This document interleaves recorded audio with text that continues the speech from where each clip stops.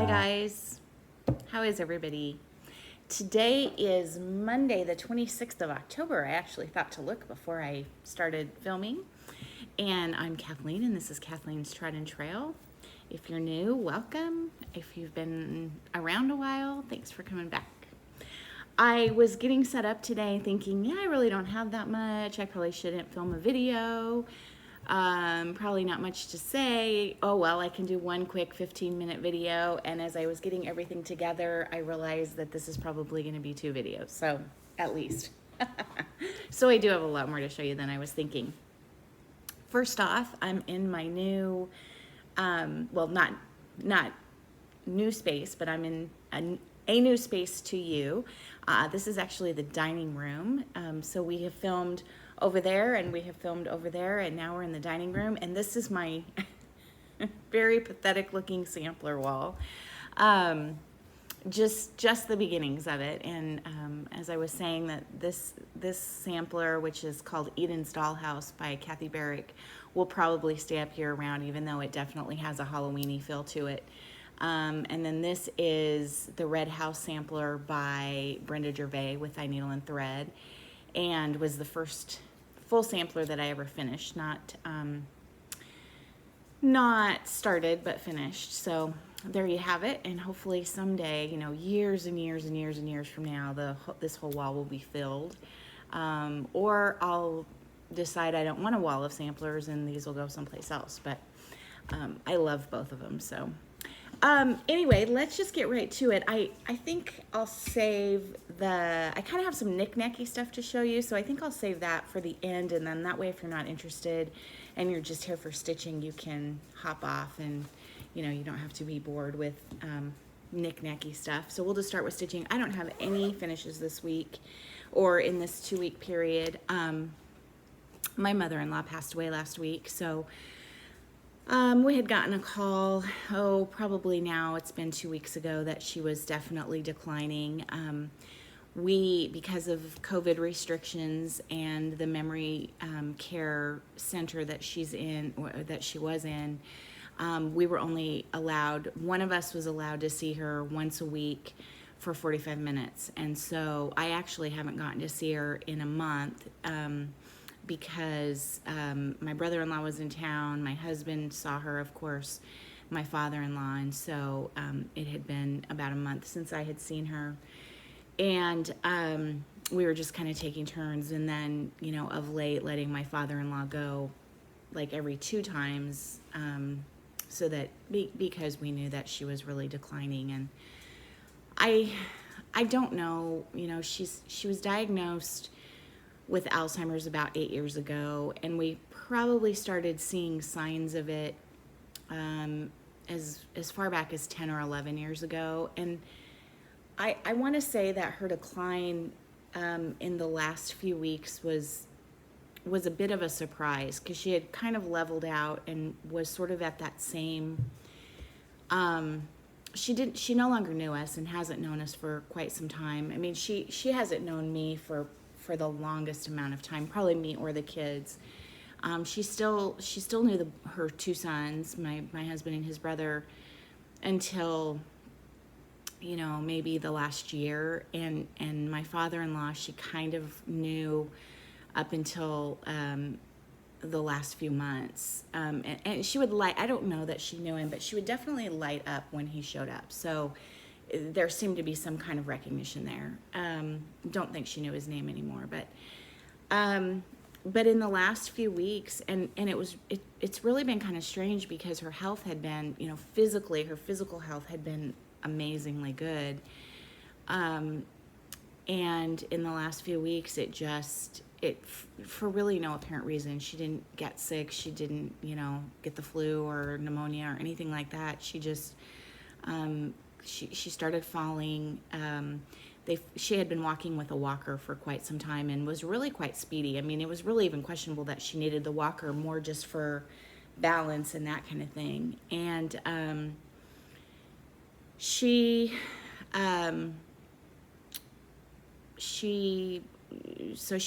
fell. About 2 weeks ago, we had a call that she had fallen several times in a short period of time, but wasn't injured. And then she had been on hospice for the past, little bit. And then hospice called and said she really didn't look like she was eating. But October 11th was her birthday, and they planned a little birthday party for her and for my father-in-law to go and have celebrate with her. They wouldn't let Brian or I go, but and we have Freddy's Freddy's hamburger place joints around here. I don't know if those are all over, if those are just a Midwestern thing or what, but anyway, she always loved a Freddy's hamburger, and so he took a Freddy's hamburger and fries and a Sprite, and she gobbled it. She ate it no problem. And so then we weren't sure, if she just wasn't eating because she needed a little bit more help with eating or what. But so then we were thinking she was okay or better, or going to be okay for a while. And kind of from that point on, that was kind of her last meal. I mean, she ate a little bit here and there, but so on Monday, a week ago, we got the call that they were starting morphine. She hadn't woken up. She had been sleeping since sometime on Sunday and wasn't interested in waking up or couldn't wake up. And so on Monday, we got the call that the autoimmune disease that had reared its ugly head last year with her was back, and it was causing pain. Even though she was sleeping, she was in pain, and they were going to start morphine. And so we knew that was probably, really going to be about it. But I sort of was thinking we had, maybe like a week or whatever. And so my brother-in-law got airline tickets. He lives in Colorado, to come out on Wednesday. And on Tuesday afternoon, they let my father-in-law spend the morning and early afternoon with her, and then they let both Brian and I spend the mid-afternoon into evening with her. And we left just for about an hour and a half to go get some dinner, take my father-in-law to get some dinner and eat a little bit. And we were just getting back when the phone rang and she had passed. So it was a really very much a blessing. It had very little, it was quick and peaceful, and she just passed in her sleep very, very peacefully. So that in and of itself is a blessing. Alzheimer's, we went through a very similar situation for almost the same exact length of time with my dad. And it's just a horrible disease. It really is. And there's no good end to it. That there's no good end to it. And anyway, so it is what it is. So the past week has been spent taking care of arrangements and doing all of that sort of thing. And I was sharing this with someone, I don't remember exactly who, but my mother-in-law and I were not exactly close. We were very, very different people. She had 2 boys and never had any girls, and grew up on a farm in North Dakota, and was a very stoic 100% Norwegian Lutheran. And she was a woman of the 70s, a career woman who did not grow up learning how to craft or knit, crochet, paint, rug hook, cross stitch, nothing. She did not have an appreciation for that kind of stuff and didn't really understand it. And I think we've all known people like that, right? And it's hard, I think, when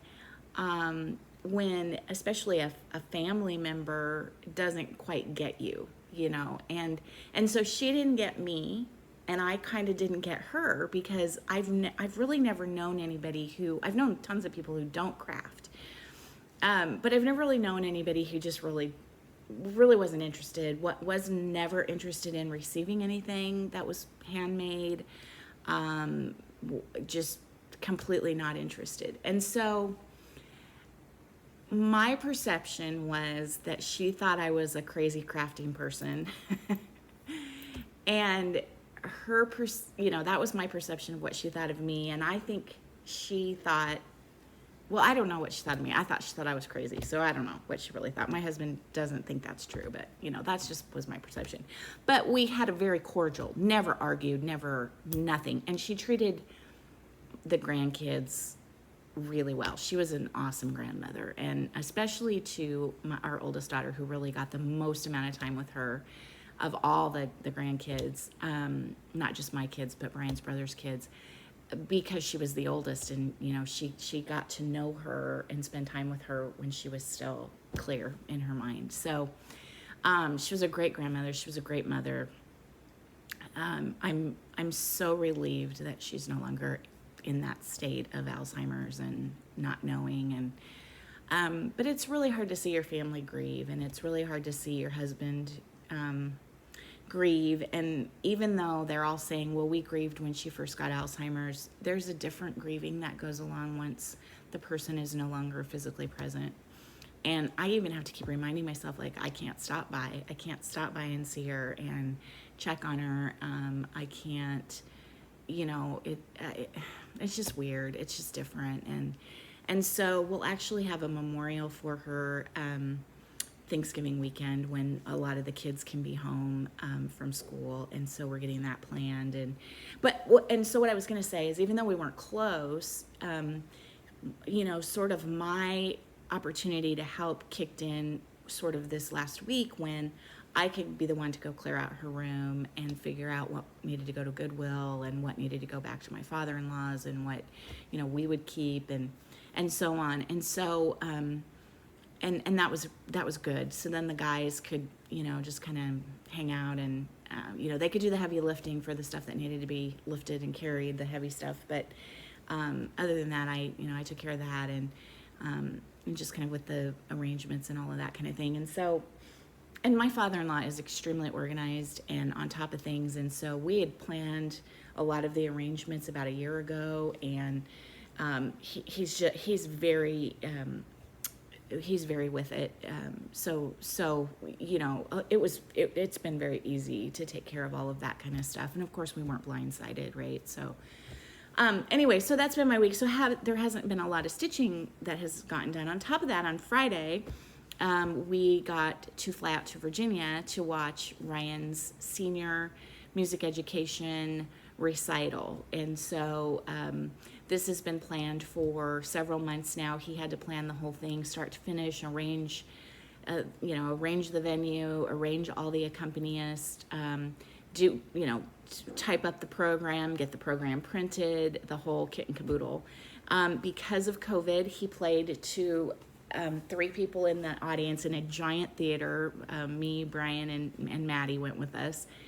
And but everyone else, he was live streamed. And if you're interested in it, it's 5 different pieces of music. I won't say songs, because several of them have multiple movements to them, so some of them are quite long. It's about a 45-minute concert, including all the setup for COVID restrictions, the plexiglass that had to be set up for each of the accompanists and all of that, so that takes some time. But it's a really awesome, it's a great concert. He did an awesome job. It went well. It was a lot of fun. We just got to spend one day with him, and really that was even, we were socially distancing. But it was great. It was great, and I'm so grateful that we got to be there and got to watch him play. If you want to see it, it is on YouTube. It's been streamed by the university, so it's Ryan Salak, S-A-L-A-K, and George Mason University, and you can just Google, or just on YouTube search Ryan Salak, and it'll pop right up if you're interested. So anyway, let's get to stitching. I'm at 14 minutes, so maybe I'll cut some of that stuff, and actually what I'll do is I'm going to end this here, and then I'll start a new video, and I'll try to show you all my stitching in 15 minutes.